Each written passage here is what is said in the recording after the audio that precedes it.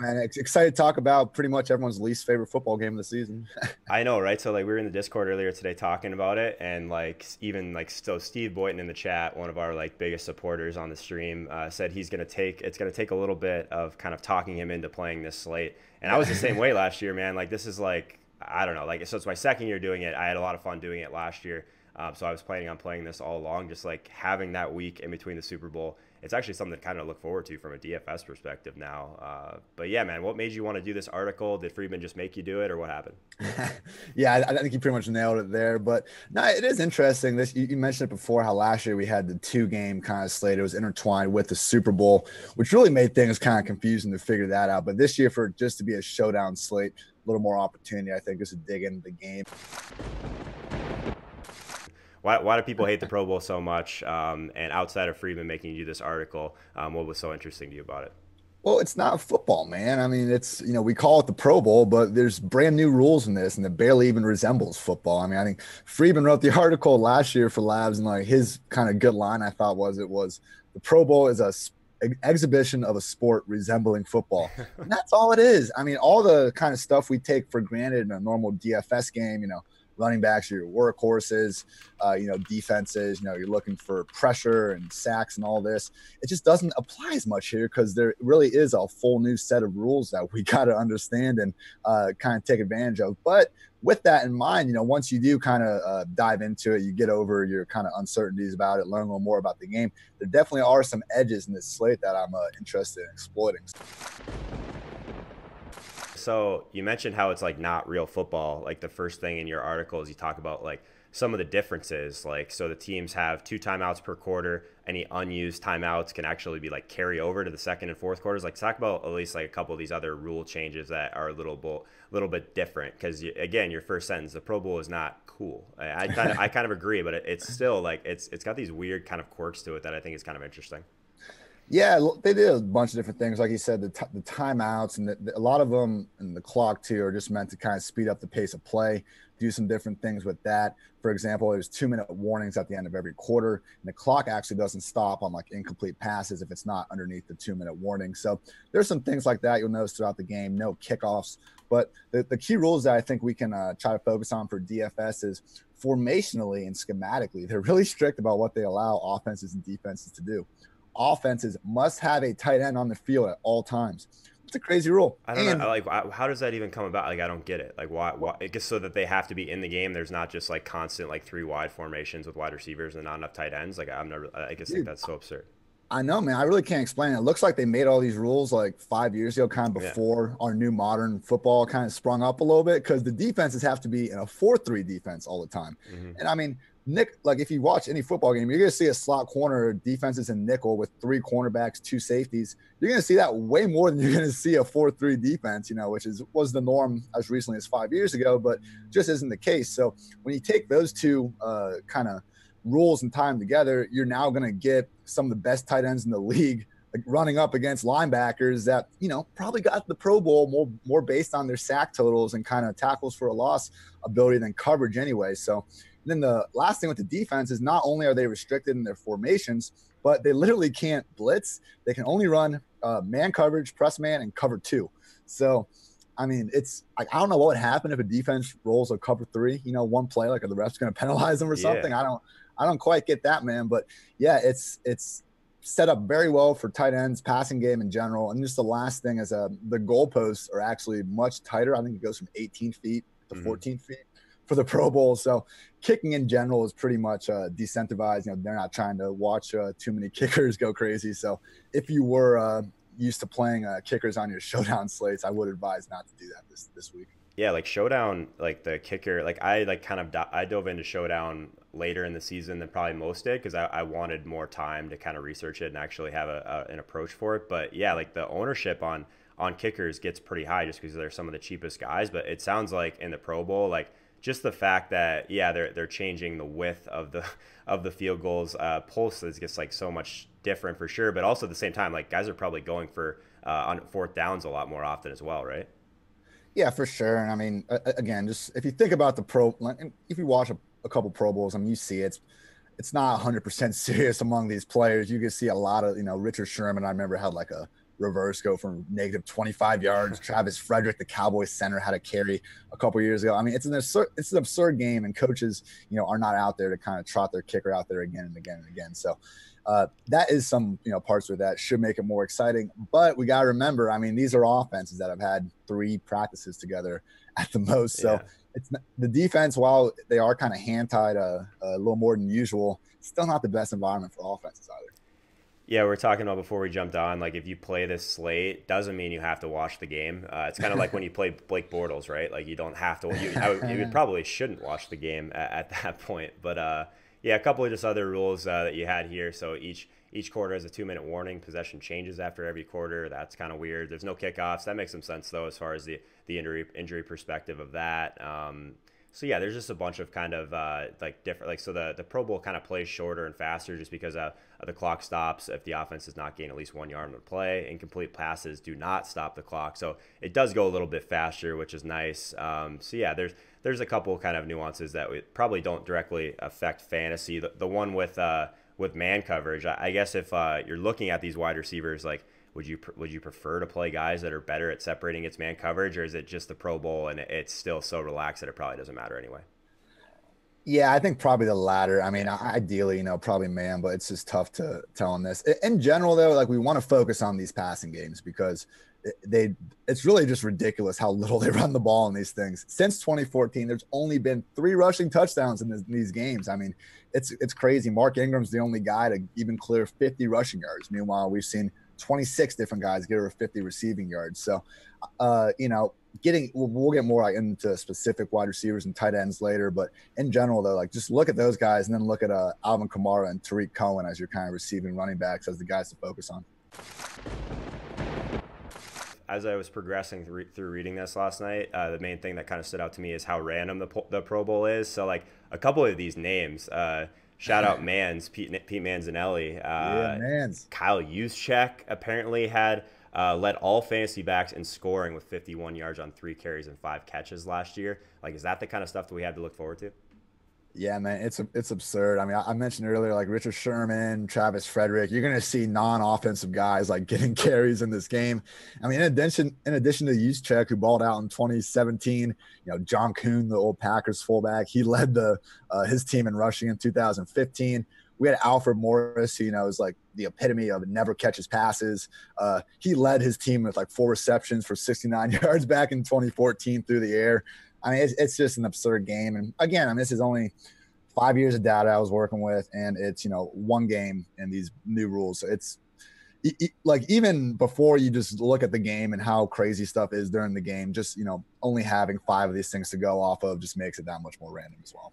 We already lost Steve Boyton in the chat. He said Kyle Juszczyk was the leading scorer. Like, he's already out of this slate. I think it's actually funny, man, because and from an edge perspective, like, who wants to click Kyle Juszczyk in Showdown when, I mean, some of these, like, kind of fullbacks, even like the guys that we wouldn't necessarily play, like, you get them at a lower price on Showdown. It does make some sense from that perspective. Hey, we should give Kyle Juszczyk a little bit of credit here. He had multiple catches in 10 games. I mean, he's not a scrub by any means. Kyle Shanahan wouldn't be putting him out there that much if the guy couldn't ball a little bit. So I know, we're just inclined to say fullback eel gross, but he's only cost Marcel Reese back in the day, man. That guy was that was my guy. Even back to like the season long days, just because all he did was catch balls. That's awesome. So tight ends obviously is a huge part of it because they always have to be on the field. But like from like a real football perspective, like especially if like these guys aren't really going too hard, like you said, they only get a little bit of time to really practice together. It makes sense that these like big bodied guys are the ones that are scoring well. So Kyle Rudolph last year, season high in with game high 8 targets, but season high in receiving yards in the Pro Bowl. So yeah, is this something that you think that we'll see more of going forward with these tight ends just because of the rules? Or do you think that the other part of it, just that they're a big target in the end zone, makes some sense too? Yeah, I think that latter point also, but the big thing is just this roster construction and the rules, because look, there are 4 to 5 running backs on each team and there's 3 quarterbacks. So that's enough to kind of feasibly rotate those players. Once these quarterbacks and running backs leave the game, they're probably done. You're going to see Mahomes for a quarter. Next guy's going to come in. They're not going to be going in and out. each team only has 2 tight ends like on their roster. So there's not enough guys for them to do that. And so we're going to be seeing them, at least one guy on the field a lot, could be 2 guys on. I mean, the tight end position, I think we're just going to see the most snaps period from those guys. And I mean, it's not like we're talking about these blocking tight ends this year. All these guys are viable receivers. Absolutely. Eric Ebron, Jared Cook, George Kittle, Austin Hooper. I mean, Cook and Kittle were their team's #1 receivers this year. We just call them tight ends. So same thing at the wide receiver position, though. I mean, we only have 4 or 5 receivers on each team. So again, you know, these guys are going to be rotating throughout the game. It's just not feasible to really take. There's just not enough guys for them to do it otherwise. So it just comes down to, in a pass-heavy environment that's, you know, favoring the receivers already. It's also working out. Those guys are going to be on the field more than the running backs, which, you know, is backwards to what we're used to doing in this. But again, there's just no running the football. And same thing for these dual threat quarterbacks. I mean, they don't exist in this game either. You mentioned that there's just been a decent amount of consistency still, like one way or the other from certain positions. Like we mentioned that the running backs aren't near as important. Quarterbacks, as far as like their running quarterbacks, that hasn't really been a big factor in the Pro Bowl slate as well. So what did you see when you were looking at like these dual threat quarterbacks? So we do have a few of them available. Yeah, and I mean, the returns weren't good. The most rushing yards we've seen a quarterback hit the last 5 years was Tyrod Taylor. He only got 15. Cam Newton scooted in for 1 rushing touchdown. But again, there's only been 3 scores on the ground. So, I mean, quarterback position was tough for me because, look, we got these 6 guys. I don't love the starters because usually you see the starting quarterback play the least amount of time. It might be a full quarter, but usually they're not coming in the second quarter. And then you got 2 guys to kind of split the remaining 3 quarters. The quarterbacks like haven't really thrown much at all, right? So you have in your article Matthew Stafford is like one of the guys just over the past couple of years that did, but he seems like he was like more of the outlier. Like they're just not throwing a ton of passes in these games. Yeah, there's just a limited ceiling on these guys because again they're only getting a quarter to a play. I mean, I think there's only a few quarterbacks that even have more than 15, 20 pass attempts. And yeah, like you said, Stafford is the only guy that had over 200 yards. He happened to go for like 320. So, you know, you can kind of chase that game, I guess. But I think the quarterbacks have a decent floor. I mean, it was something like 21 of the 30 quarterbacks to throw a pass, like threw a touchdown during their time in the Pro Bowl. So you got a little floor there, but the ceiling's pretty limited, man. So, you know, I play a quarterback over a running back, but I still think, especially, you know, full point per reception formats, you want to focus on these pass catchers. So if you're not in the Discord, you really should be taking advantage of that as well. Discord, YouTube, Twitch, like those are the 3 things, the 3 pillars that you should be taking advantage of if you want to support what we're doing here.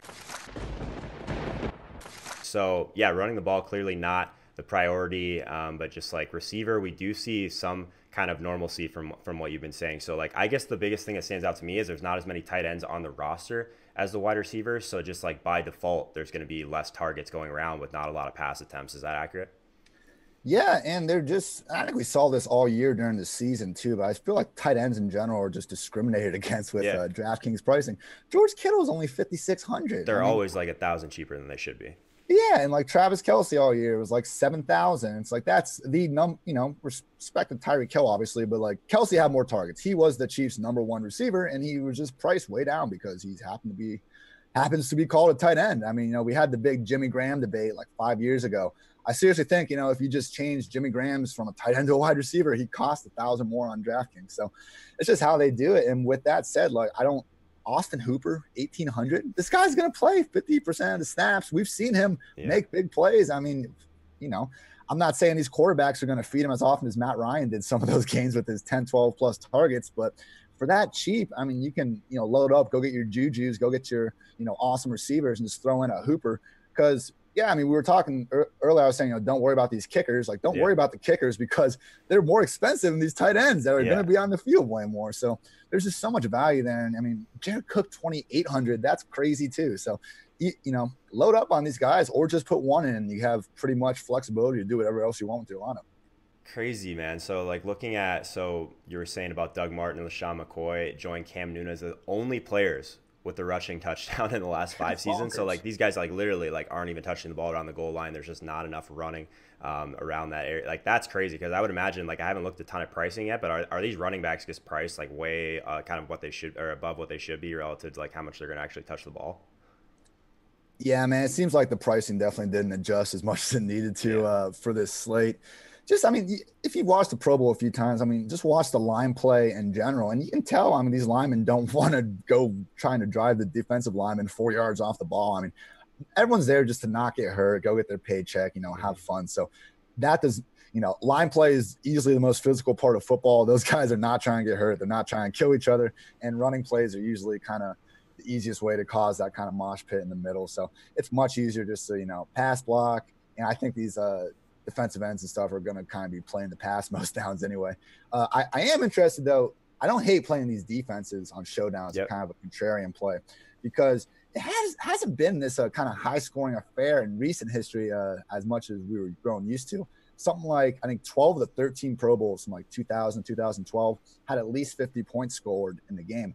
They've only reached that in 2 of the last 5 games. So it's been lower scoring. We've seen these 23, 24 games. And, if it is a lower scoring game and you have the defense, you probably going to be under-owned, and you got that chance for that special teams touchdown, random defensive touchdown. Again, I mean, it's sloppy football in the Pro Bowl because new rules, new teams, all that. So I don't hate going for the defense, especially over a kicker. So I took all the receiving production from wide receivers and tight ends.